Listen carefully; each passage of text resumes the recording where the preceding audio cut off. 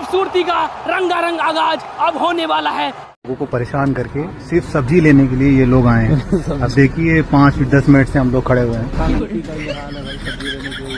सीतापुर इलाके में पड़ता है। इतने तेजस्वी लोग हैं हमारे पास। तो भैया देखा, अभी तक लोग गुजरात मॉडल को देखकर गर्व महसूस करते थे, लेकिन अब यूपी मॉडल देखकर करेंगे।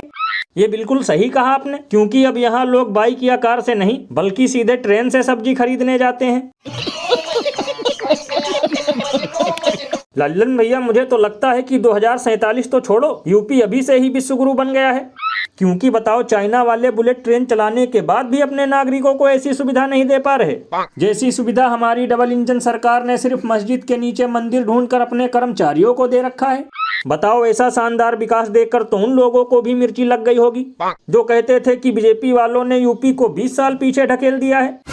भैया इसीलिए तो लोग घनघोर बेइज्जती करते हुए ये कहते हैं कि ये तो है बस एक छोटा सा नमूना, कुछ दिन बाद यूपी के खैनी खाने वाले प्लेन से जाएंगे खरीदने चूना। ये बड़ी अच्छी बात कही आप।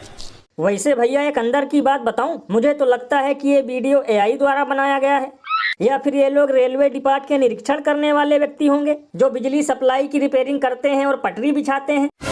ये बिल्कुल सही कहा आपने, क्योंकि जब यहाँ लोगों को ट्रेन में बैठने के लिए सीट नहीं मिलती तो भला इन्हें सिर्फ सब्जी खरीदने के लिए कहाँ मिल जाएगी। और अभी तो रुको, क्लाइमैक्स अभी बाकी है। कोई भ्रष्टाचारी मेरे बगल में बैठ करके मेरा ताप सहन नहीं कर सकता।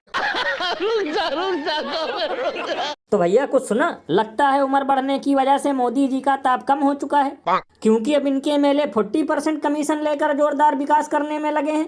तब तो लल्लन भैया, ये तो वही बात हो गई कि जो चलाने वाले थे भ्रष्टाचारियों पे बुलडोजर, उनके नेता खुद कर रहे हैं गुड़ गोबर। अरे बाप रे, ये तो धोती खोल रहा है। लल्लन भैया, कभी कभी तो मुझे ये सोचकर हंसी आती है कि धरती पर कोई तो ऐसा गंदा काम बचा हो जो इन लोगों ने ना किया हो। बताओ, नकली दवाई बीजेपी वाले, गांजा तस्कर बीजेपी वाले, और कहीं कहीं तो ये लोग लड़की सप्लाई करते हुए भी पकड़े जाते हैं। भैया इसीलिए तो इस पर महान कवि बाबा लपेटू दास ने कहा है कि जिन्हें चिलगोजे समझते हैं सबसे बड़ा देशभक्त, अमृतकाल में वही लूट रहे हैं देश को फटाफट।